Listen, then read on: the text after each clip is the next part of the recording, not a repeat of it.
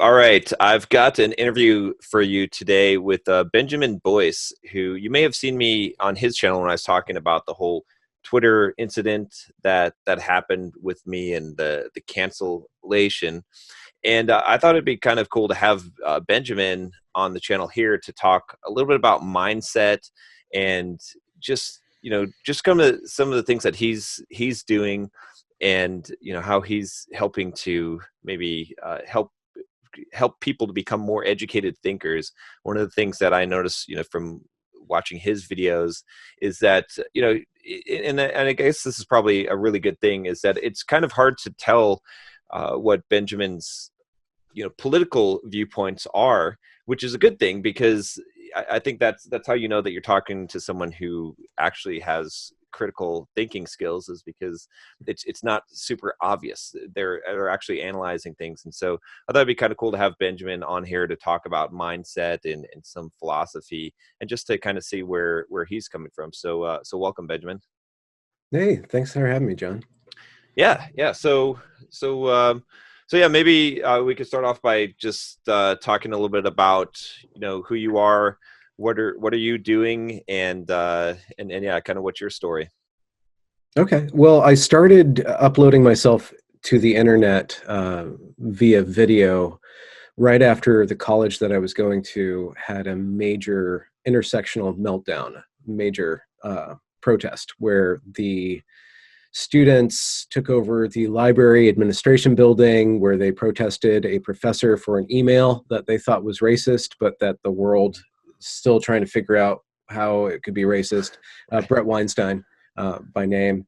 And I had been at that school for about 4 years, 4.5 years, because I took my time. And I saw a lot of the ways in which the administration and the faculty were pushing an ideology or an agenda, which was very far in one direction, which I guess would be left or progressive or social justice direction. And I worked in the media department, and I saw seminar after workshop after lecture where only one point of view was being discussed, and there was never any debate or really tangling with these issues. It was always pushing a certain viewpoint, or kind of trying to get the kids to see the world in one way. And when it went nuclear, uh, it was pretty laughable when it happened. Like, I was in the library building when the students were chanting and walking around with these billboards, and then I was in a class where the professor decided to have a struggle session where the professor put the dark students in charge, and the dark students started to berate and mock and yell and scream at the lighter students, and it was really grotesque. And I started to feel really that something wasn't even just wrong, but like there was some sort of malicious uh, energy or current going on. And when the internet got a hold of all the footage, because the students live streamed the whole thing thinking that they were in the right and that nobody would possibly disagree with them, there was a huge pushback on a national level and on an international internet level.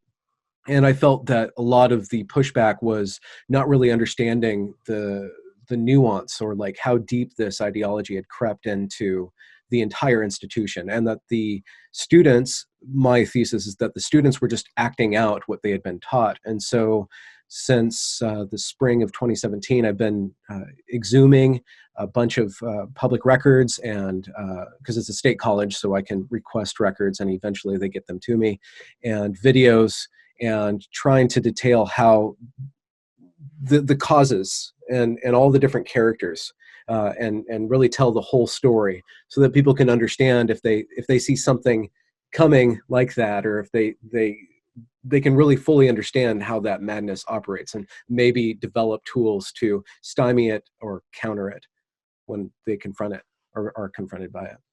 Okay, yeah, that makes sense. Actually, when the thing had happened with me with Twitter, I was not, I mean, I was somewhat aware of what was going on, and then someone pointed me, I think, to one of your videos, and then seeing that, I realized, pretty immediately that this wasn't just a bunch of people acting in rogue, or that wasn't just something that was kind of popular culture and the way that society was moving, but really an organized effort, something that was a lot deeper than what I had originally imagined. Seeing kind of the epicenter of it there, where it's so blatant. And I think it was great that so many students, like you said, had recorded that, because Yeah. it was pretty unbiased. Like, you could just look at the videos and see that this was not just an isolated incident. This was an actual ideology that these people were firmly entrenched in. And yeah, I think that's something that people need to be made aware of, because I think even when people sometimes see some of these incidents go on, they think, oh, it's just some crazy thing that happened, but this is really a pervasive pattern that I'm starting to see more and more now.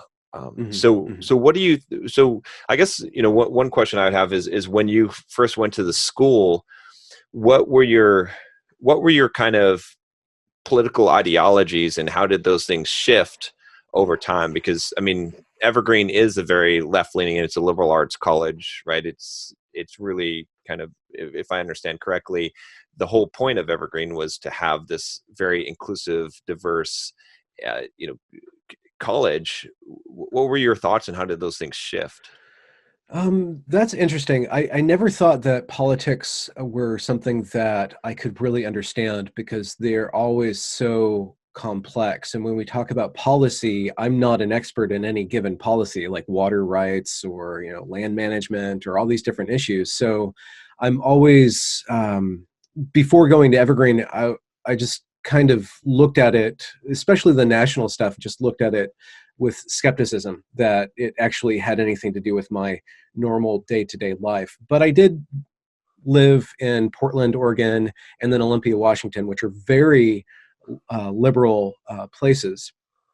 And so that was just kind of in the water and the air that I breathed. And watching, especially during the Bush era, and watching the war, the ramp up to go to war against Iraq deeply disturbed me. Mhm. And the way that the entire political and media machine backed up this push to do something that had nothing to do with 9/11, or at least it was really complex, the relationship. And I was really disappointed in us doing that. And then the way that it was portrayed as something that we had to do, or we're going to import our freedom to another country, just didn't work for me at all. And then when Bush got reelected, when I had this picture in my mind of George W. Bush, um, yeah, being just an incompetent buffoon, and Dick Cheney being like evil Darth Vader mastermind. Right. And then when they got reelected, I was just like, I can't waste my thoughts on this anymore.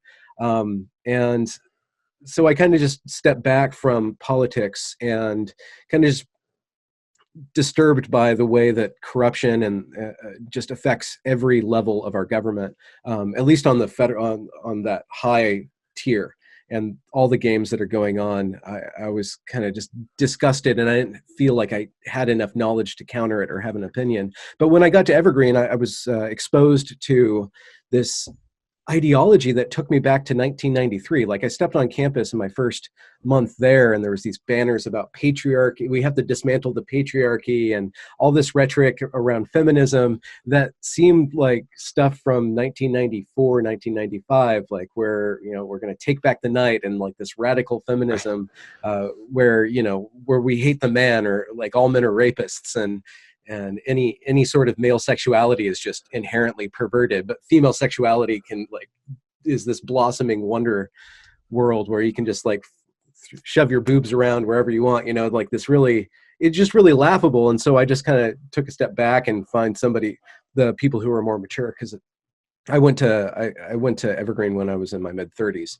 I started late, and so I would just find people at Evergreen that were kind of more mature, and we just step back and kind of laugh at it. But as my education went on, I did a lot of independent study, but I was exposed to a lot of these programs and these workshops, and things just started getting more and more disturbing to me, because we would have these mandatory workshops about privilege, and you'd have the speaker go up in front of the class and make this box of different categories, different identities: white, male, sexual, or like gender, sexuality, religion, wealth.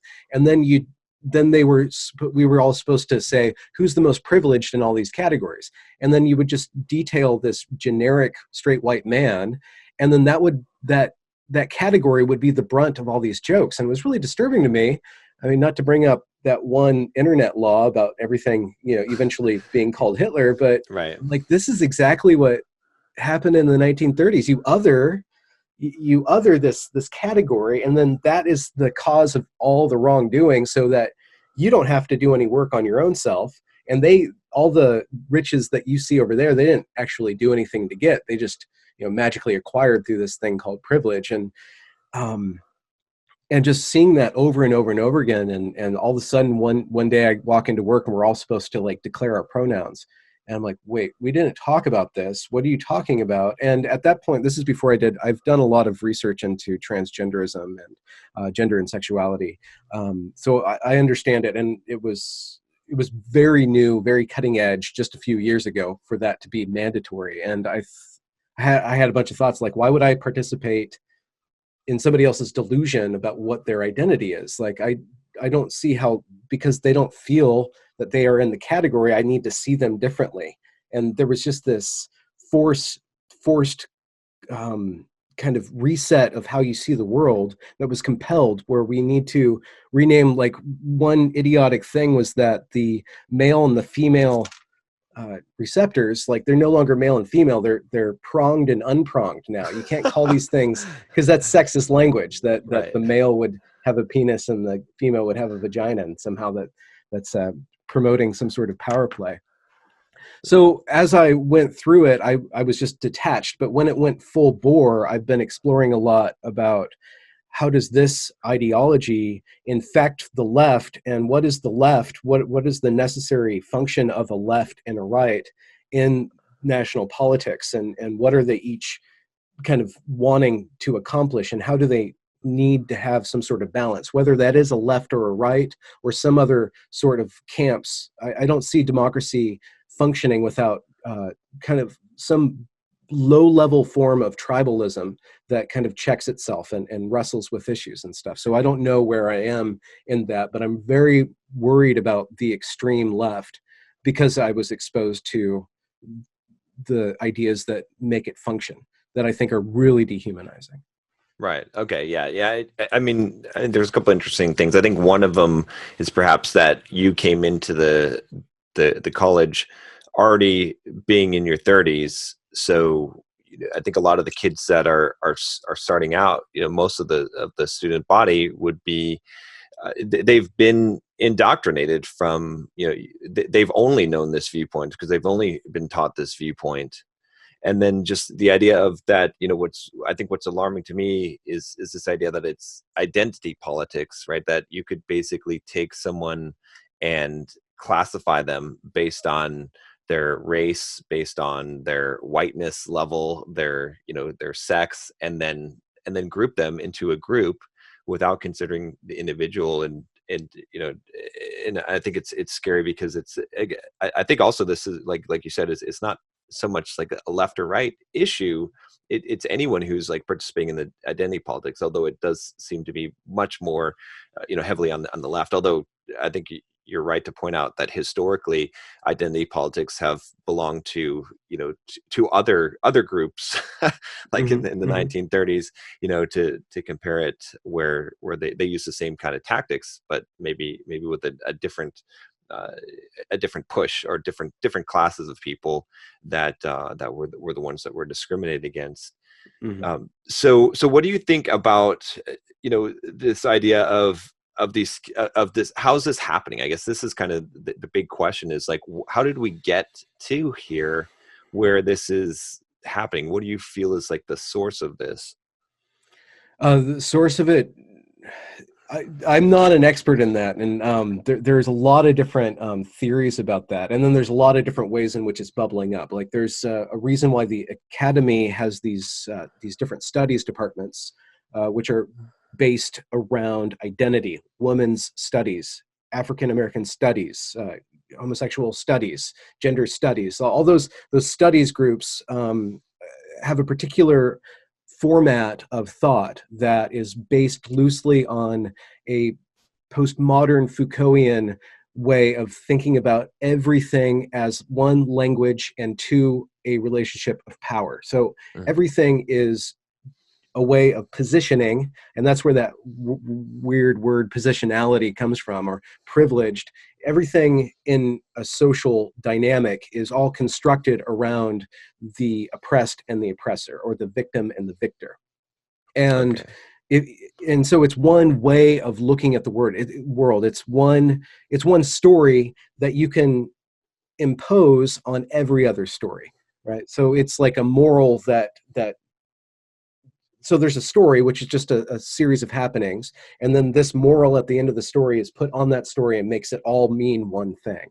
And you can do that indefinitely, but it's not really critical thought, it's critical theory. It's a way of unthinkingly interpreting everything in the world, and it leads up to and then when it goes through different kind of cycles of being written about in these academic, kind of really tight little academic bubbles, where they all read and write their own works, and they promote their own works, and then it spills out eventually into what they call action. Like there's theory and then there's action. So they want action, and how are the students supposed to apply an intersectional lens to the world? So intersectionality says that the only thing that's real is oppression, and oppression is situated in my identity. So if I am a Black queer woman, I have all these stacks of oppression. If you're a white straight male, you have all these stacks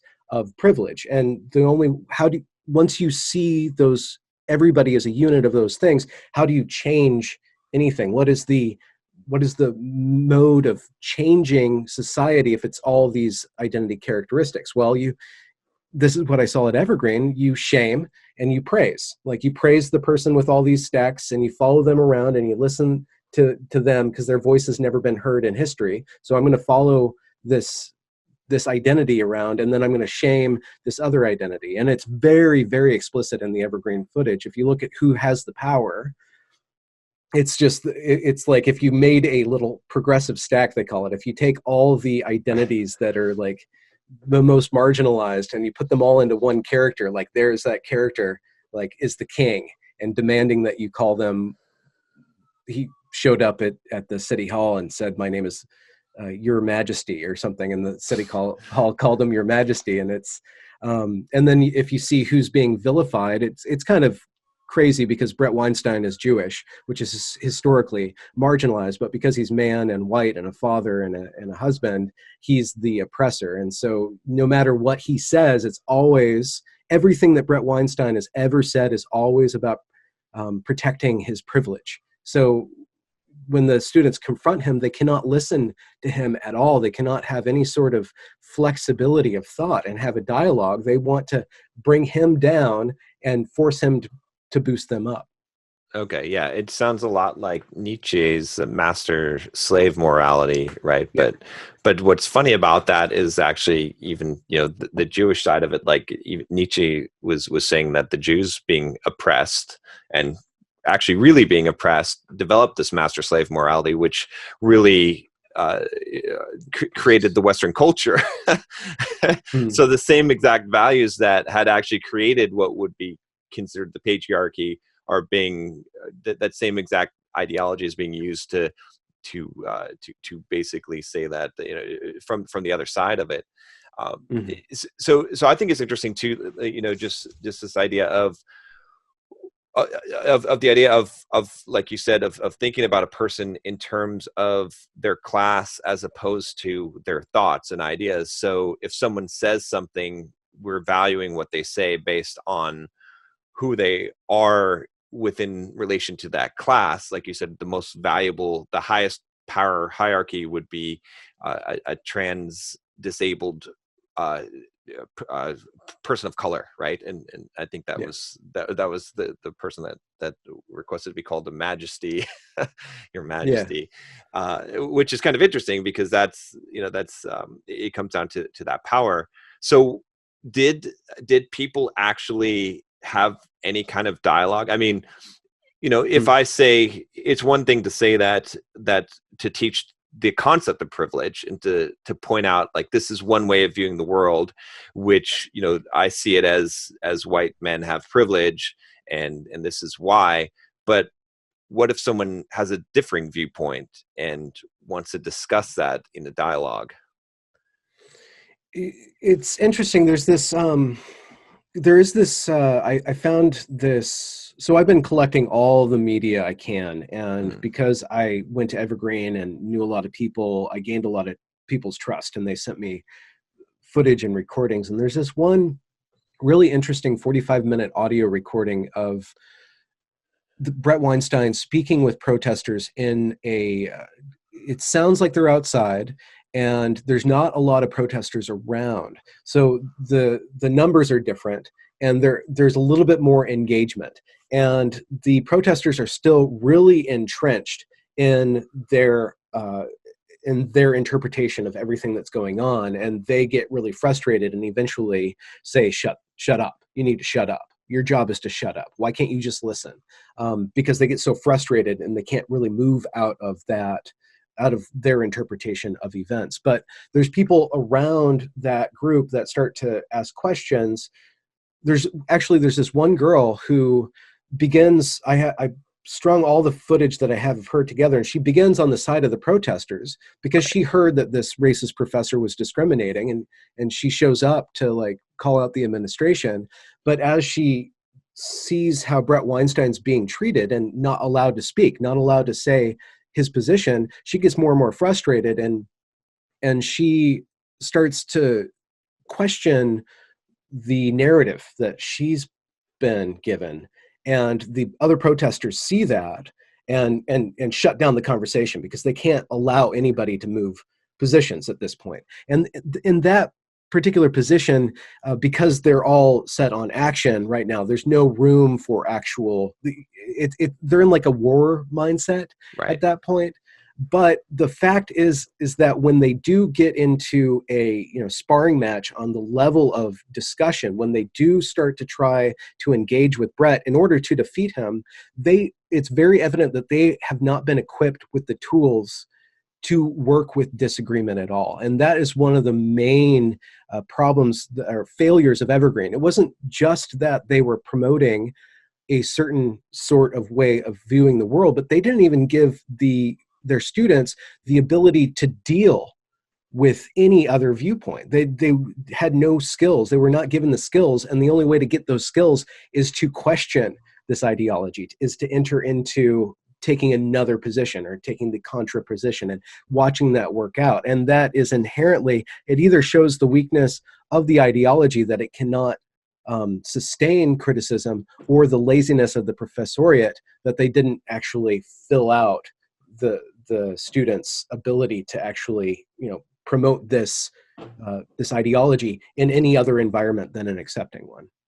Right. Okay. Yeah. Yeah. That makes sense. Yeah. I'm not as alarmed, with some of their ideas. Like, I think that some of their ideas, there's some basis for some of these, even some of the far left reaching ideas, or there's even some basis for someone to say, oh, well, I believe in a Marxist type of ideology.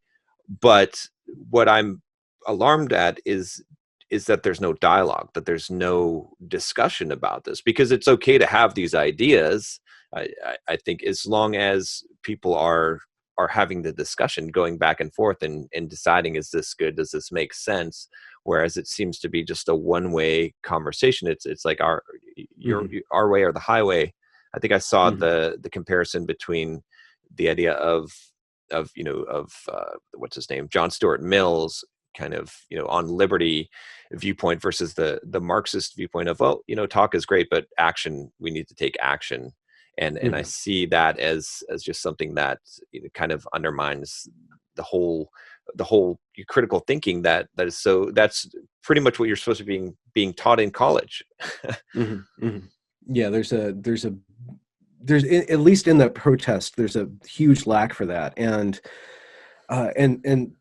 the video that I'm working on now, because I'm going through and putting everything that I have together and condensing it. There's this meeting between, at the end of the second day of protest, there's this meeting between the administration and the protesters, and the administration kind of just says that we're going to try to implement everything you want, and they're completely agreeing with what the protesters want, which is weird. But this one protester, actually, he's not really a protester. He's a Native American student. Evergreen has a kind of a large Native American studies thing. And that's actually one of those studies groups that whenever I interacted with the Native Americans, I always felt a completely different vibe. There's a very, like a communal vibe that's very positive and very based on a lot of room for humanity and with those people. But this Native American student, he brings up this metaphor from another anti-racist or intersectional prophetess or priestess, or I guess theorist, where there's this metaphor of this conveyor belt in an airport, and all white people are on this conveyor belt, and they're all moving towards racism. And the open racists are the ones who are running on the conveyor belt, and the good meaning liberals, they're like, well, we're not going that fast, but because everybody's on this conveyor belt of racism or of oppression that's leaving everybody else behind, they're all guilty. And the only way to get out of that trap of racism, which is just society's founded on everybody being oppressive or oppressed, right? The only way to actually fight against that is to take steps to run away in the opposite direction. And it's kind of I kind of understand it as a metaphor, but when you look at what happened at Evergreen, everybody, including Brett Weinstein, was against racism, was doing a lot of work to try to figure out how do we take these communities in America and educate them and give them a leg up and boost them up and give them access to education so that they can better themselves. So everybody's on the same page and everybody's trying to work for that. But the exact opposite of that metaphor happens, where if you're not running away fast enough from racism, then you are racist. So what it caused is this stampede in the opposite direction, where everybody's trying to one-up themselves to not be racist. And then you have these crazy, there's this one video that's probably the craziest thing that happened at Evergreen. It's called the Canoe Meeting. It's where the Equity, the Equity Council unveils their plan, and it's this religious ceremony where everybody has to agree, and there's a drum going on, and everybody has to get into this canoe, and it's a fascinating video. I'll send you the link if your viewers want to see it. But you see that this ideology is, because there's a missing component of objectivity, of saying what is actually racist. That is not the question. The reality is racist. Our society is racist. That is not question at all. So the only thing that you can do is this thing called action.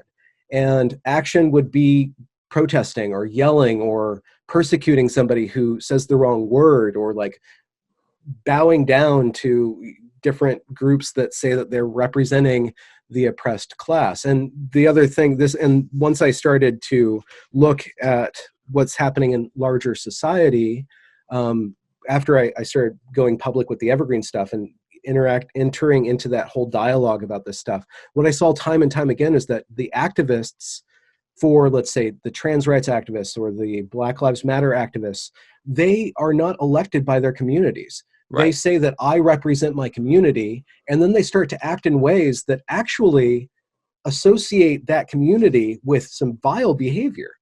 And so I've decided, like, as a activist myself, to try to platform people in these different categories that are reasonable, that are just human, and start to build a human relationship with these, between the majority and the minority, in order for that human relationship, not a theory, but just a practice of dialogue, of human dialogue. I think that's the way to stop that activism or to actually build bonds so that we can deal with problems in a nuanced way. Yeah, I agree with that. It's kind of interesting because I showed some people the Evergreen videos, and after watching that, some people actually had the reaction to tell me, I feel like I'm more racist now for watching that, because they would see that, and then it's just like you said, it's a minority of people that are representing a class. But when you see that kind of vileness, if for example you're a white man, and then you see those like people being attacked just for being a white man, your natural reaction is somewhat to move in the opposite direction of what they're trying to push. So it's almost like they're in my mind, what they're doing is actually hurting their cause instead of helping their cause. If they really cared about diversity, it would be having open dialogues and discussions. I think it's funny when you see someone like, a good debater like Ben Shapiro, like speaking at one of a free speech event, and he's got, I mean, I might not agree with every single thing that he says, but he's at least got logical arguments for that, and he's constantly asking people to debate him on the facts, but they're shutting him down, making noise, shaking things, calling him names instead of actually discussing. Whereas I feel like it's so destructive to that viewpoint, because there's probably a lot of progressive viewpoints that and legitimate concerns and things that should be addressed, but because the one side is appearing to just be to have no reason at all, and to just be pushing their ideas through violence and shaming and those type of things. It's like they're not actually even being heard, which is exasperating what they perceive as the problem. I remember right after the protests, the couple weeks after the protests, there was the campus just felt really awful. Like I'd get on campus and like I'd start like going into this weird post-traumatic stress reflex where I couldn't breathe. But I remember just walking from point A to point B on campus, and I saw a black guy, and all of a sudden I just like my entire body is like, I'm going to get attacked. Right. And I'm like, that guy had nothing to do with the protests. I have never seen him before. Like, this is what these people have done to me. Like, they have made me like implicitly biased, right, out of self-preservation. And so I don't necessarily, you said going in the opposite direction. You don't even have to go in the opposite direction for things to go into a state of decline in our society. You just have to just start to build walls again between these different communities, right, and to have everybody sectioned off. And one thing that does is create increasing amounts of misperception of other groups or other ideas. And two, it erodes our capability of actually having that sport of democracy, which is debate, which is wrestling with ideas. We lose the ability to even do that. And so we're really weak from any sort of influence, whether it be outside or domestic, to really even create even more schisms in our body politic. Like that whole way of dealing with, I guess, oppression to oppress the oppressor actually ends up causing more and more atrophy between these different clans that then can't actually form together when they need to do something productive with their resources. Yeah, I think it's key that you said, the idea of oppressing the oppressor. I've been faced with, I don't know if you've encountered one of the apologetics that's being utilized to basically to validate this viewpoint is this idea of, what do they call it? They call it the paradox of intolerance. Yeah, exactly. Which the first time I saw that one, I thought it was a joke. And then when I read it, I thought, doesn't this prove my point? How does it prove your, like, it's almost like the opposite. It's like, so you're saying I should be intolerant with you guys who are being blatantly intolerant and vile. And that's the only way that this makes sense. So it's almost like an arms race. Like, who's going to pack the biggest punch? I suppose the only resolution to, in fact, I think what happened with the paradox of intolerance was that the only resolution which it could come to is violence, and whoever had the greatest power in the physical realm wins. I mean, that's, to me, that's what I see as the end of that. Yeah. That guy is Marcuse, who came up with that, and he was a part of the Frankfurt School, who are now called the cultural Marxist school. He's one of the head thinkers in that group.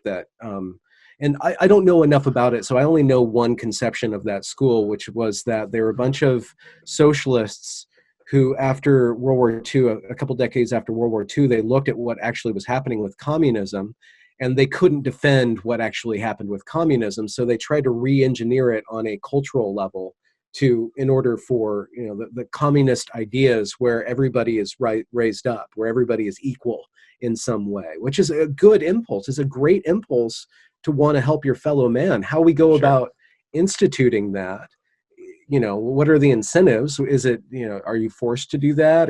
And is it really actually helping somebody to just give them a degree and not actually like give them any skills? Like, are you only helping them to make you feel better, but not actually helping them at all by allowing them to attack you and live stream it? Like, what is the actual, how are you actually helping somebody by making life easier for them? Like, there's all these different questions that you're not allowed, at least at Evergreen, they would shoot down at the Right. beginning of the school year. They would shoot down meritocracy, which would be like, everybody needs to work really hard and life's not fair, but if you work really hard, at least you'll own whatever you have.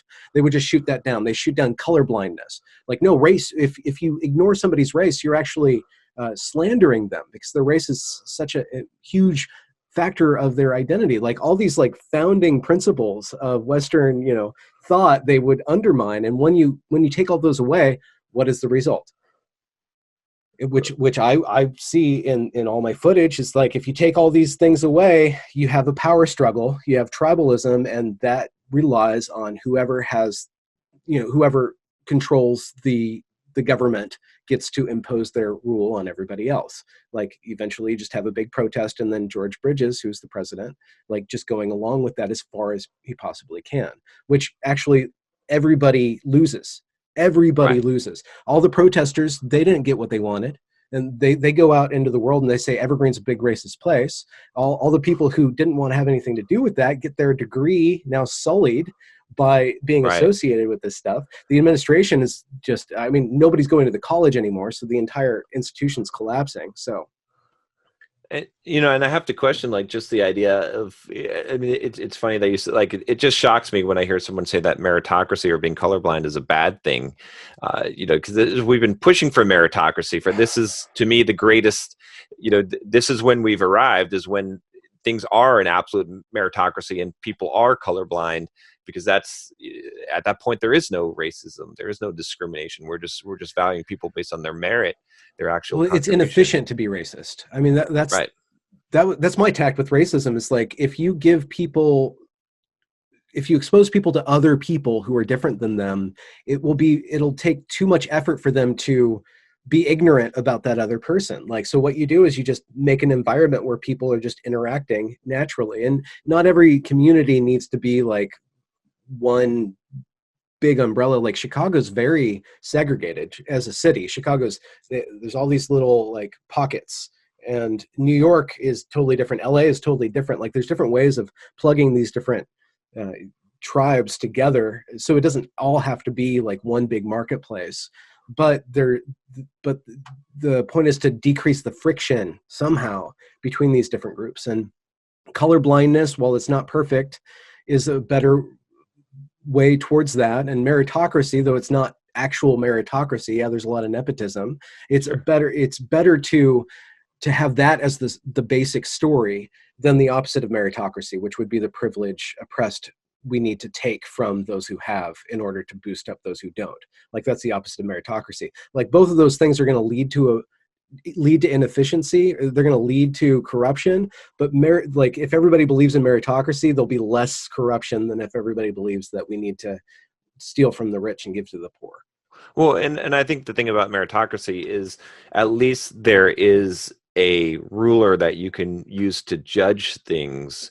Whereas Hmm. when you don't believe in a meritocracy, then I have to ask the question of, Hmm. well, how are you a person of color? Like, am I a person of color? Like, what do I need to have a certain percentage of DNA that, like, do I have to get a DNA test? Like, do you look at me and decide I'm a person of color because I'm dark? What if I'm an albino black man, or you know, or I have a skin pigment disease, or that I'm only like 10% black? Am I still not black? Or you know what I'm saying? It's like, Yeah. that's a ruler that is stretched to the and then what it seems like to me is that the way that you determine the ruler, or whether someone fits in this measurement, is not necessarily even on their skin color, but on their thoughts, because you have someone who was a person of color, but then they say something that doesn't fit the mainstream narrative, and all of a sudden they're not anymore. Now they're they're, you know, it just seems like you can't judge that. Yeah, no, in order for, I was in a privilege workshop at Evergreen, and I was actually with we broke up into little small groups, and we were all supposed to answer the question, what is one area in which I'm privileged? Which is one area in which I'm not privileged? And I was with the presenter of that group, who was actually the person who Brett Weinstein disagreed with the day of absence thing, which is a whole story. But I was sitting there, and with her, I'm like, why do you want me to do this? What is the end of me giving you my privilege or saying that? Like, I just don't see the world like that. And she countered, well, you maybe because you have the ability to not see the world like that, but other people don't have the ability to see the world like that. And I learned all this from intersectionality, and I didn't know any of this stuff. I just knew that I just had a really strong reaction. And thinking about that, there's a number of different problems that I have with that. One is that I don't want to hand over my guilt, my shame, and my envy to somebody else. Those things are in my heart. Right. And they help me to, work hard and focus on things and adapt my behavior and see something that I want and go after that. Like those, they're not pretty emotions, they're negative emotions, but they're still really helpful for me to gauge how I should act in a moral landscape, or in with regards to applying my intention to reality. I don't want to hand those things over to a centralized authority. I don't want to have my emotions put into this little rubric. And that's the other thing. Like, so let's say that I do have 7 privilege points and 18 non-privilege points. Like, or how do I even calculate this stuff? And if you guys really want to understand how privilege and oppression work, you're going to need a computer that we don't have anywhere near the technology to actually do these calculations. Like you brought up skin color, DNA, like, do you have ulcers? Do you have like, what are your physical attributes? And then it goes into like just basic cognitive behavior patterns. Are you a conscientious person? Are you industrious person? Like all those different things make you get ahead in the world or behind in the world. Like the human animal is so complex that I have a problem, one, handing over those values that I have inside of me that help me understand the world and do something in the world. And 2, I don't even understand if you guys can actually calculate this stuff. So what is the ultimate goal of any of this stuff? What is the ultimate goal of what Evergreen was preaching, if not that protest, if not that revolution? Like, it seems like there's no other end game for it than just a really dirty, mud-flinging power grab at the end of the day, because there's no other way to decide who is right and who is wrong. If there's no right and wrong, there's only power. Right. Yeah. It's very subjective. Like I'm looking for objective things. Like that's, again, gravitating towards the idea of meritocracy. I can judge you based on your skills, your output, or your performance. And then it might not be fair because maybe you didn't have as many advantages and have the ability to acquire those skills as someone else. But as far as the efficiency of it makes sense, and at least I can have some kind of measuring stick that is actually objective, where everything I feel like is subjective. It seems like with meritocracy, like even the boundary of what you're judging, like, it is well defined, whereas with this privilege stuff, what are we even actually judging?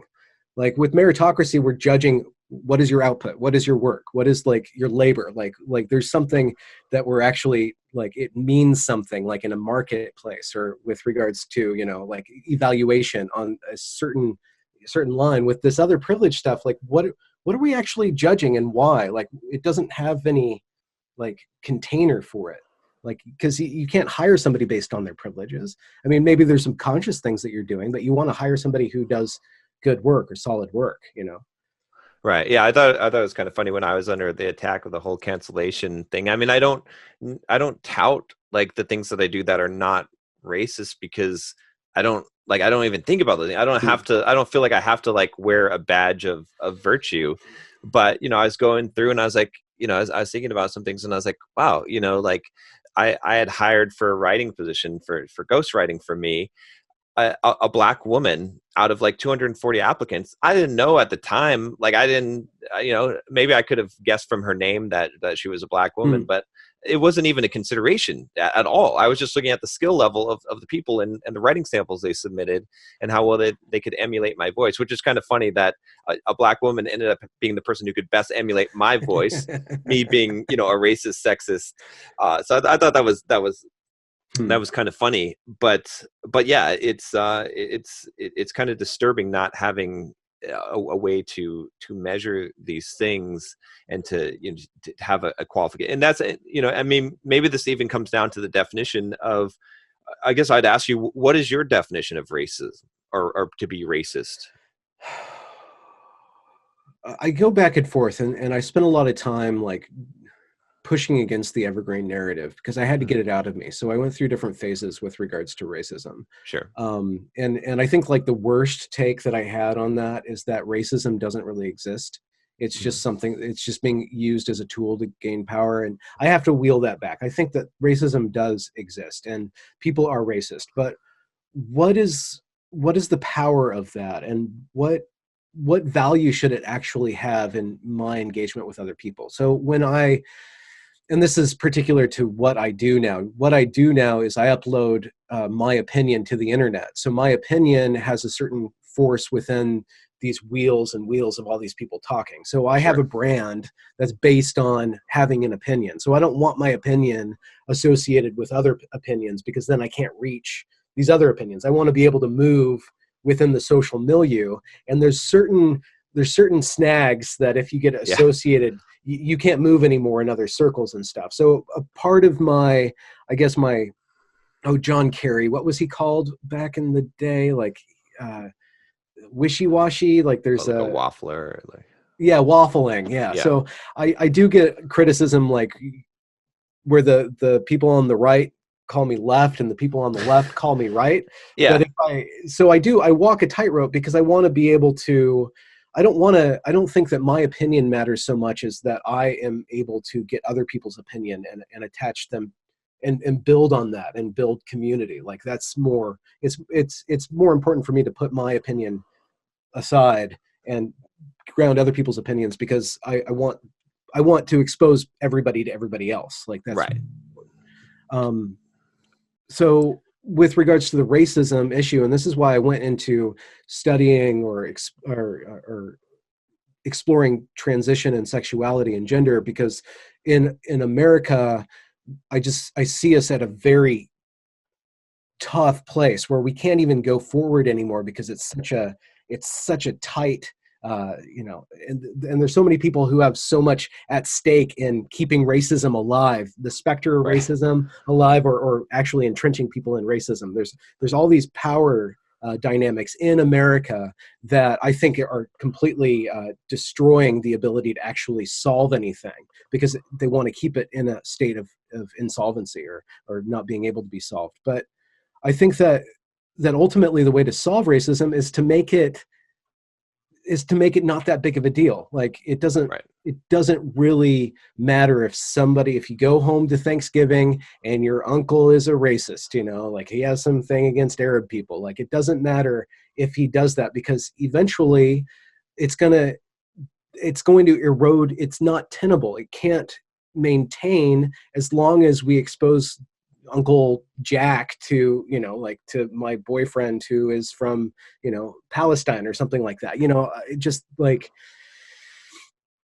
I think it is a threat, but at the same time, we make it a bigger problem than it can be just by the way that we handle it. And so, but at the same time, like, I understand that there's real people who are really traumatized and stuff. So I don't want to Yeah, no, that Be a makes. stupid, privileged white male who's completely ignorant. You know. I mean, I think, but what's important is for us to establish what is the definition of racism, Okay. and Yeah. that's kind of where I'm getting at, because I know that there's a different, you know, I feel like a lot of times words are overloaded, and when you use a word or you redefine a word, you end up creating a, you know, implicit acceptance of an ideology that's embedded into that word. Mm. So Mm-hmm. so racism, you know, how would you define it? Racism is, well, okay, there's two different definitions, and I err on the side of the current dictionary definition, which will probably be updated to the second one. So the first one is that True. you you mistreat people, or you have a bias towards people based on their apparent characteristics, their apparent racial characteristics, and then also projecting your previous experience onto that, or just projecting an entire cultural idea of a race onto this individual. So it's a Right. collapsing of it's taking the individual and applying the collective onto that individual. Okay. But there's Yeah. that other definition where it's a power plus privilege, you know, where there's these systems of racism that affect everybody all the time that you can't move out of, and it's just everywhere. And that's the other definition that they're trying to smuggle in order to make their billions of dollars unteaching that. Or Exactly. And I find when I get into discussions with some people that are very much of that ideology, that they're using that term of racism. And so when I say things like there is no institutional racism, they are completely appalled, because that, how could that, by definition, racism says there's institutional racism by their definition. mm, Whereas when mm, my definition is, I kind of look at it as kind of like pornography, like Larry Flynn said, you know, where he said, you know, I'll know it when I see it, or, you know, mm, like it's almost like, but the way I look at it is to say, if you substitute one word, the word that describes a person's race, for another race, and it's not okay, mm. then the first use of it was also not okay. So for example, you know, that's where I think I would make the argument that if you say Black Lives Matter isn't racist, but then I substitute white lives matter and you say now it's racist, then I'll agree with you. It is racist, but also the first one was racist as well, because Mm. that's by virtue of, you know, an objective definition. You're making a discrimination based on a particular race or characterizing the I person. think there there's a small window of importance for in on the level of changing society. There is a place or a proper time for a statement that would seem to be racist in another context, to push the conversation towards awareness. Like Black Lives Matter was trying to push awareness towards, look at how the disparities of these groups and how they're treated. And I think it's viable for a group to declare that they're being oppressed and that they should have the ability to do that. It's not inherently wrong for that to happen, but the conversation needs to evolve past that point. And there's certain people who like to keep it at that activist level, and they want to keep Right. racism alive. They want to keep people from becoming colorblind. They want to revert back to that. And those are the problem people who are shutting down everything else and causing racism to grow in size and causing us to like now bicker about, like when I posted our interview, there was somebody who was really critical of you in a different way, and she reposted it with her story. And then under that, there was this white guy who said, two white guys asking each other questions, like this is such a tired trope. And Right. like the guy who said that was like so much whiter than you, and and he was regurgitating a trope that he Right. didn't come up with. He didn't think that thought. He's just like, oh, two white guys. Like, I'm going to Right. get my internet points for doing that. And which it just doesn't make sense. And it makes him look like an idiot and a fool. But the fact that that way of thinking is so infectious, and the fact that, like, we also should talk about social media and how that degrades our ability to have interesting or deep conversations, Right. makes this weird instance of a white guy trying to Virtue trying to signaling. bash somebody who's Yeah. less white than him just to get points or something. I don't know. Well, and I mean, and that's a perfect example of like if he had said, two black guys having a conversation, right? Then a lot of people would say that's racist. If you use that judgment, I would substitute and say, if you say two white guys, like identifying a person based on their perceived skin, ethnicity or whatever, based on their skin color. Or and then to group them, or especially to use it in a disparaging way, right? To invalidate someone's opinion. If I said, essentially, like the meat of what he's saying in that situation is he's saying because these guys are too white or are both white, their opinions are worth less, and they're worth less. Their ideas are worth less. Whereas if I said, oh, because this person's a woman, or these are two women, their ideas are worth less, or this person's black, so their ideas are worth less, that would be inherently, I mean, it would be pretty hard to not say that that's racist or sexist.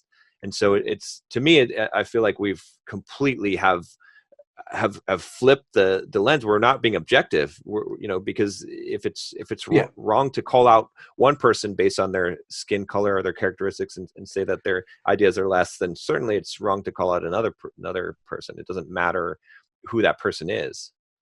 Yeah, the question that I have then is that what value are you bringing to or I bringing to the conversation by calling out that guy's racism? Right. I think like calling that racist doesn't work. So you say, this is stupid. You're an idiot. Like make a completely different valuation. Like you're not thinking, you're playing for points. Yes.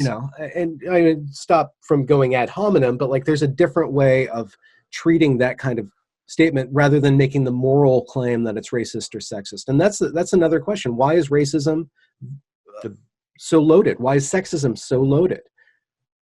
Right. Yeah. It reminds me of, actually, I was just reading a book called Loser Think by Scott Adams. That was his solution, was calling these things loser think, right? To think in terms of, right. So even to make that statement at all, instead of looking at the ideas, what were we talking about, instead of to look at a characteristic of us and then invalidate the entire thing, or to make that call at all would be loser think.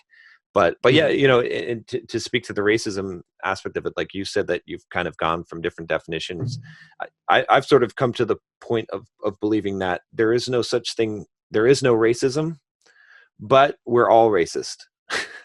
Like because what I mean is like that whole big ghost of racism doesn't exist as it's not the problem, but we're all racist, and it'll never be cured. We'll always be racist. Every single person on this planet is racist to some degree, and it's sort of something that's built into our biology and hardwired into us, that we look at situations and we make assumptions based on the best knowledge that we have. We have to use stereotypes. We have to use that as survival mechanism. But what I think is important, and I'd be curious to get your opinion on this as well, is what actions we take based on those biases, right? So it's like, we all have our preferences. I have plenty of quote racist ideas, and you do, we all do, in some degree, what some would call discriminating, or thinking someone differently, or classifying them based on. But how do we actually act as a human when we have a person in front of us? Do we treat that person lesser or different, or as of less value because of those things? It's sort of like we all have the, I've wanted to steal things before. I've wanted to hit people with a baseball bat before, right? So am I a murdering, thief? Well, I haven't acted out on those impulses, so no. Yet, if I'm thinking of racism, then now I'm a racist, even though I haven't actually taken a racist action. Yeah, I think that, and this is just a theory, I'm thinking out loud. Yeah. That intersectionality or social justice, it's trying to do something that is actually a religious pursuit. So there's all these different parts of us that make us what we are. There's a selfishness, there's greed, there's envy, there's lust. There's all these things that animate us as what we are. And a religion, properly construed, a religion is that which allows you to become master of all those different lower forces, right? And prejudice is one of those lower things. Like it's it's not, it's perfectly human, but like there's a better way to be than that. And how do you Sure. aspire to overstand all those different things that put you together? And social justice, let's just say, with the whole thing with the implicit bias training, like that, it sounds just like a meditative technique. Like you go into a certain pliant state of mind and you see all the ways that you are biased against people without even meaning to. And then what's the next step? Like intersectionality, social justice, it manifests time and again as a religion. If you look at how Right. they act, it ends up becoming a religion because they're on a religious quest towards becoming better human beings. And they're trying to implement a better way of being a human being. And I think that that is not their fault. It's actually a really good thing. And it actually has deep roots into our entire society and like our entire culture, like way, way down, like we're religious creatures. But if you see them as, if we can see it as, let's say, I'm trying to overcome my racism. How is the best way to overcome my racism? I don't believe that it's efficient or possible for me to unthink my racism. Every time I see somebody who have a different race, I have to go through all these mental Right. processes to Yeah, you can't control it. negate my No. racism, right? Like, Yeah. no, it's like I need to focus on seeing the individual. I need to focus on like forgetting and just seeing whenever I interact with somebody, I'm just interacting with that human being, and like open myself towards that interaction tentatively because they might be dangerous to me, but like work on being sure in my own humanity so that I can see the humanity in other people. Like I think that that the that the answer to all the social justice questions, it basically, I'm sorry to say, it basically goes back to a moral framework. We need to go back to a moral framework. If that moral framework has a story, then it'll be a religion. So it is a narrative. And if you look at what social justice is trying to do with the New York Times is now publishing the 1619 Project, which tries to recreate the entire story of America around slavery and making slavery the core of the American identity. So they are working on a religious quest to reframe what our society is around their dynamics and stuff. And the only way to fight that is not with facts, it's with a different story. I see. Interesting. Yeah. Yeah. Yeah. That's a really good way of looking at it, because that explains why facts don't work so well against fighting against social justice warriors, is because it's religious, Yeah. and you look at the apologetics, right? All religions have apologetics, right? I've dealt with a lot of people in the LDS church, which, Mhm. I don't want to say anything bad against those people, but I feel like their ideas they don't hold water, right? And you have a very solid argument against something that they believe, and there's apologetics that automatically come out that Mhm. are, it's not original thought, it's just some scholar came up with a way to deal with this argument, and they repeat Mhm. this, this thing. And it's the same thing I feel like on the social justice warrior side, is that it's like you say something and then automatically there's an automatic response that Mhm. is not thought out, because it's a religious type of, you're attacking their religion. And also I think it's also a good comparison with religion, because what do we use religion to do, to justify violence against people who are not adherents at it? Because Mhm. we can now say that they're morally corrupt, and morally corrupt people deserve to be punished, and they Mhm. need to be converted. And Mhm. Well, as that's what long I as a see. religion doesn't go that far, right? Like LDS, they get along in our society because they are fundamentally peaceful, and Mhm.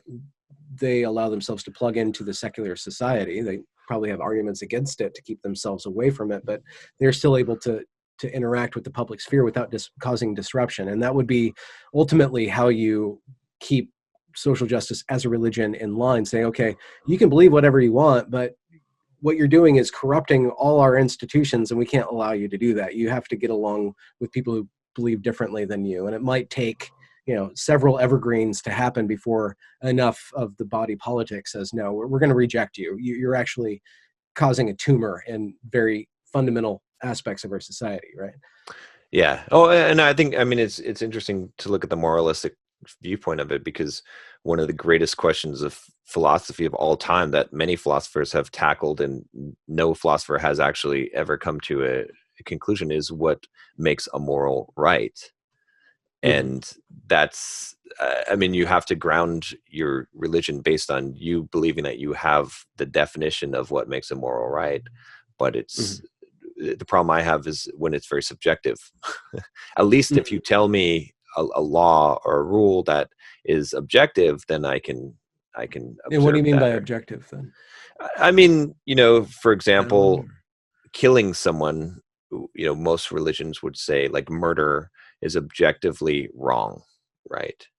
Whereas when you look at the social justice narrative, what makes something oppression? What makes something, Okay. the wrongs? Like, why, if someone says a racist statement, what makes it racist? What makes it sexist? What is the exact definition? How do we define these things so that we can be clear, right? So, and I encounter this a lot in trying to argue my case against some of the cancellations, to say, well, okay, well, fine, if I'm racist, tell me what exactly, what did I say that's racist, and why is it racist? What is the exact thing that I violated? And there's not an answer, right? It's a very subjective thing to say, well, the mob, my interpretation is, well, the mob said that it is, so therefore it is. Yeah, and I guess the question then is, like, where does that spill out into your real life? Where does that spill out into just harming our society, or like decreasing the efficiency of ideas, or like what's the actual additive problem with the cancellation culture and having this group of people who are loosely affiliated around, I guess, shaming, or they cling to these titles of racist and sexist because that allows them to operate together as a unified whole and do some sort of work together. I don't know. Like you said, something about religion being a justification for violence. I think religion is just a justification for people to get along, to create something, or to move towards a common goal. So what is the ultimate common goal of ending bigotry, or of ending racism in this one way? And how is that actually, let's measure it. Like, how is that actually adding up to a decrease in racism or decrease in sexism? Like, what's the actual output? And then if people just don't want to go that far, I just don't know how you keep on interacting with them if you can't make sense with them at all, other than just show them to not make sense to other people, so that eventually it just goes out of fashion, it goes out of favor. Well, because it's not, I think the beliefs are not tenable. Like, they won't hold water in the long run because they're not effective ways, right? That's how these things hopefully disappear. Whereas, if I have an end goal in mind, I can make laws, right? Like as a society, I think we could make laws. We can control racism or sexism or any kind of discrimination from a legal standpoint, making it illegal to take actions that are discriminating. But that's where the thought policing comes in, is that we can't control. If we want to live in a free society, we can't make people think a certain way. We can only say, it's like Minority Report, right? It's like we have to wait for them to actually commit the crime before we can't say they're going to commit the crime, or it seems like they have the propensity to commit this crime. The crime has to actually be the action.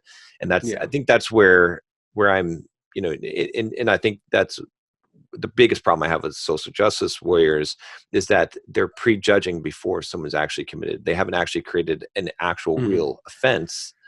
And that's the best I feel like we could get to society as far as fairness, is that to make things that make things illegal that are actions, but not thoughts. Whereas, in the court of law, before we had social media, you didn't have like that. That's where the penalties were imposed. That's where punitive, things happen to you. But with social media, it's not the government, it's not the court of law, it's the court of social media, which is judging thoughts or intents as opposed to actual actions. And the ramifications, if I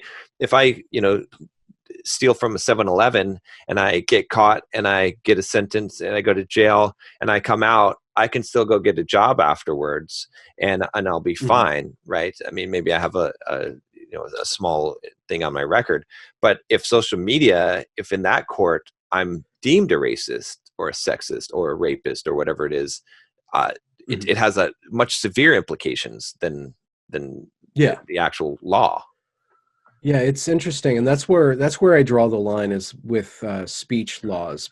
And I do understand from the point of view of this generation or our current society where we're kind of starting to construe a speech act as something that you can, I guess, not necessarily litigate, but you can judge a speech act, because we live in a world, more and more, we're living in a world that's made out of words, that's made out of language. So when you commit a crime with language, I think subconsciously we upload so much of our belief and our reality into this unreal space of language and lights and sounds that when we feel offended or harmed on that level, our bodies somehow think that we should, punish somebody as severely as we do in the real world when they commit a real crime, when they steal something, or when they actually hurt somebody in the real world. I think that we're navigating this uploading of our consciousness into this matrix-like arena, and that's why I can understand why people want to persecute or prosecute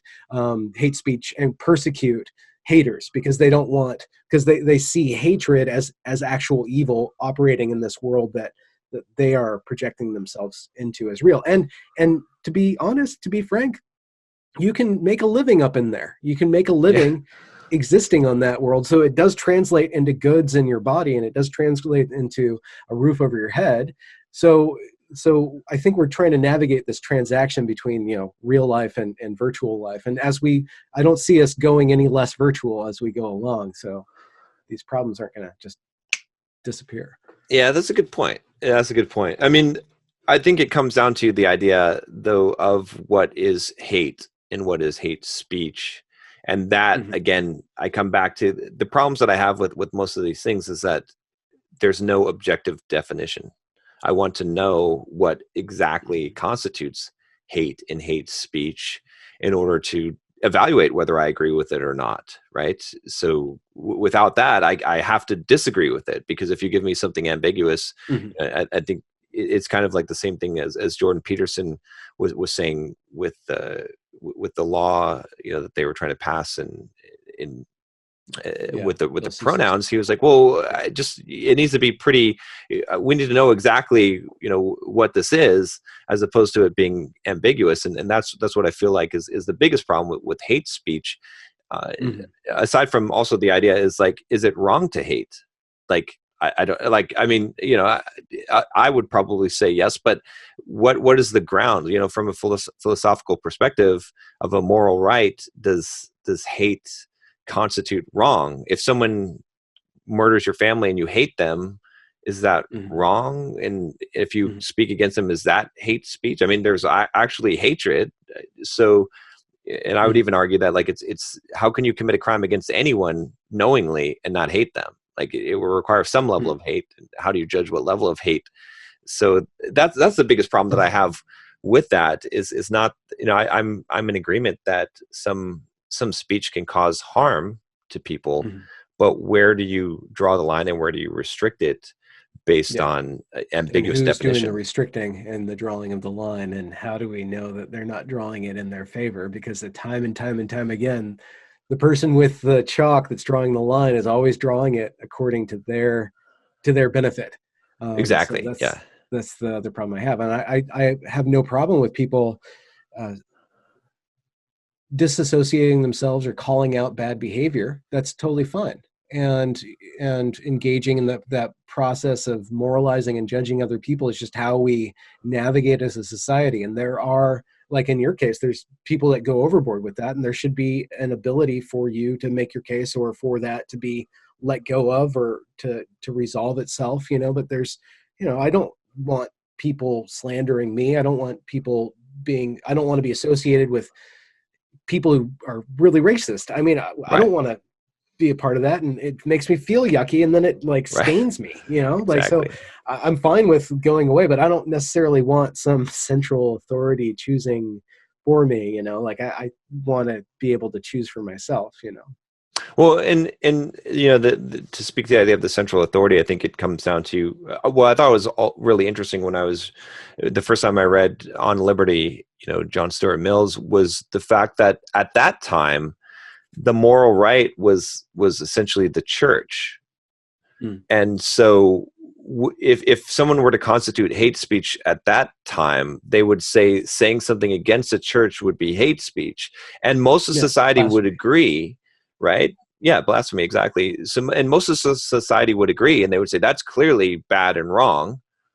But now it's changed. And so, so the danger in my mind of calling anything bad or wrong just is that it can change over. And no one at that time thought that blasphemy would ever be okay, or or that saying something against the church would be okay. They thought that for all of the foreseeable future, that will be a wrong, because that is absolutely wrong, and a majority of people agree that's so. And it's changed now, and so whatever we think is quote wrong now, as sure of as we are of it, we can't be 100% sure of it, because maybe in 100 years from now, the things that we consider wrong will actually be right. I mean, heck, just in United States, just in 1950, right, it was illegal for a black person to sit at the front of a bus. And a lot of people thought that was, not that everyone thought that was right, but I'm just saying, like, things change. Yeah, there's that separation of church and state, and which is impossible. I really do think that the religious impulse is so a part of how we interact with each other. It's another form of tribalism. It's just how human beings form a network, and separating that impulse from a more objective sphere is something that we're always going to have to be negotiating constantly. We're always going to have to be negotiating. And if you want to be a part of this belief structure, this moral structure, that doesn't mean that you should be able to exempt other people with other moral structures from participating in that common ground. And so what is that common ground? What is that secular arena? And how do we maintain that from any one group deciding what other groups can do? And I don't know how we do it, especially now that we're using all these third-party entities, these corporate entities, and they can essentially say, we can enforce our beliefs if we want to, and you don't have anywhere else to go, So there's always that negotiation, and I think that ultimately it comes down to formulating a societal narrative where people center the individual, center self-responsibility, and center respect between individuals, and just keep that narrative alive, and keep that the stance of engagement and openness alive, and I guess hesitating from judging. Not that you don't judge other people, but just giving people the benefit of the doubt as much as you can. And if everybody's acting in good faith, I think ultimately that will keep that area where people can navigate differences much broader than if like we have these really activist or fundamental forces, these churches like crushing down on everybody else. Yeah, I mean, I can't help but be reminded of Atlas Shrugged, where they had the utopian little section of the utopian society where everyone was given according to their need, and everyone was expected according to their means. And I feel like that's the ultimate outcome of social justice, is for that to be metered out that way, right? That's what it would require, and that was not a very good society to live in, but it was fair. Well, yeah, it was fair. Equal outcomes, right? If you were needful, it was fair, or more than fair, I guess. Yeah, I mean, I don't know. I guess I would say that, like, we're never going to have fair. Well, I mean, that's one of the, I guess maybe that lesson isn't being taught to young people today. Is one of the first lessons I learned about the world is that it's not fair, and that you still have to deal with it, and it's never going to be fair. And it seems like we have a generation that is looking to make the world completely fair, and that's just not possible without. I don't know. I think that I would caution overrepresenting those people. I think that I think activists are really good at overstating their case and overstating their footprint and overstating their power. I think all the tools that they have are about convincing people that they are a force of nature, when in actuality, I really don't think that the entire generation right now I see. necessarily believes that. I think that the narrative has been captured by people who are promoting that, and that it's really important, if we're going to defeat that, it's really important to like actually give the benefit of the doubt and say, you know what, listen, you young people, like, if you don't believe in this, just stand up and we got your back. We got your back. Right. If you don't believe in this.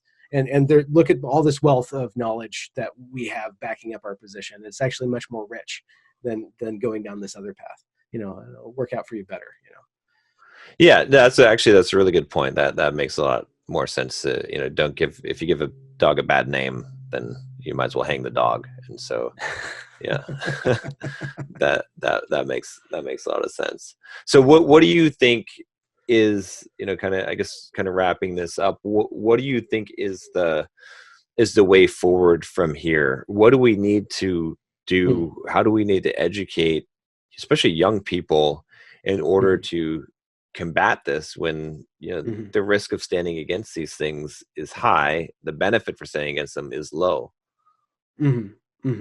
Well, I think that there's a lot of work to be done in allowing people to know that if they do stand up for it, not all is lost, right?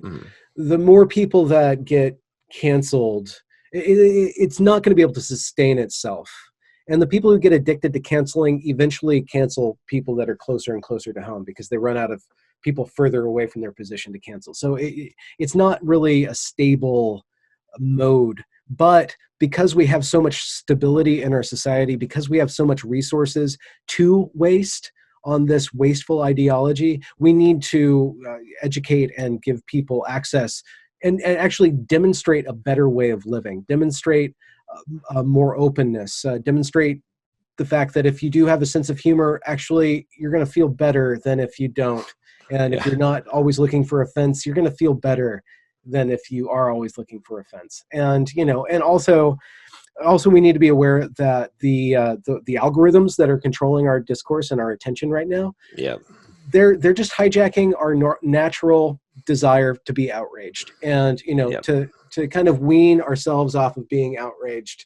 You know, like you don't have to give it up totally, you know, but maybe fast from it. You know, every Monday and Thursday, just don't be outraged. You know, like just carve out a space for you modeling in the virtual environment another mode of engaging with other people, because I think those other modes, they're slower discussion, long form debate, nuance. It's slower. It's not as sexy up front, but once you get into it, there's much more freedom, and I think you lose desire to deal with the stormy top of the ocean once you start getting addicted to all the things underneath it. Yeah, no, that makes sense. Yeah, become more stoic. Don't allow these things to affect you emotionally, and teach people to think about things critically. And because I don't think, like, faced with the Evergreen situation, there was no way, once it got to, there's some magic point where it could have not happened, but that was months before the actual protests. Like, it was on a trajectory there for quite some time. So I think being able to notice when something's going to go critical, and notice that you really don't have any power to stop it, but you can at least be there, document it, and try to be as aware as possible when that implosion's happening, so that and if you do survive, you can, like, bring tools and then start to study it. You know, like, whenever a big event happens, like, it's important to just be a witness to it, and not necessarily try to stop it if you ascertain that it's unstoppable at that point. Yeah. Okay.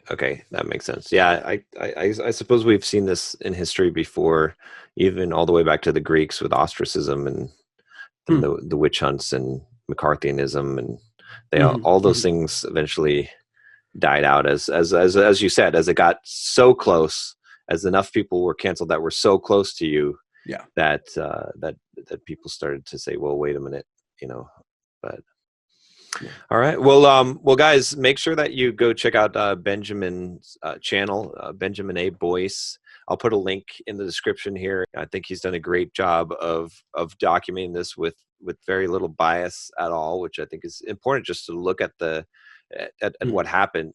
And again, I would caution you the same thing that he said, which is to not hate these people, or like the people that are involved are not necessarily the enemy themselves, right? Again, and some of you may be watching might think, oh, that I hate social justice warriors, or all of these are just people, and I would have a beer with them, and and be friends, have a conversation. I think Benjamin probably would do the same.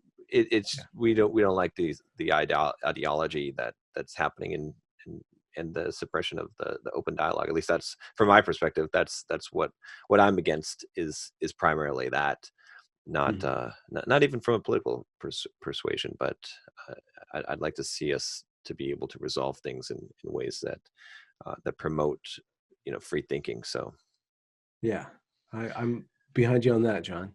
All right. Awesome. Well, thanks for the work that you're doing. I know you're probably getting your share of hate from both sides, which is kind of the fun thing of actually being a reasonable person. You're a reasonable person if both sides hate you.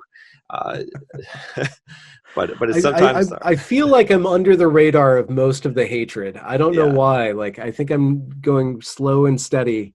Okay. I kind of dodge most bullets, but every once in a while, I say something that gets a little too much traction, and then that's when I have to deal with the.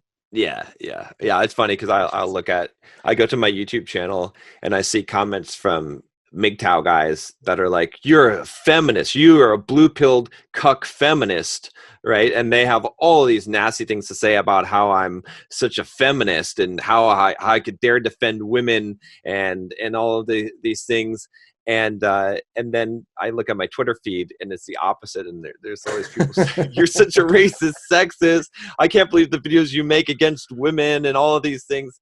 And I'm like, wow, guys, come on. Like, you gotta, all right, maybe I'm one of the things, but you got to pick one of them. Come on. Like, I can't be both. Well, you're multifaceted, things. John. Come on. You're a bigot. You're a bigot all the way around. You're equal opportunity bigotry here. You just piss off all the groups.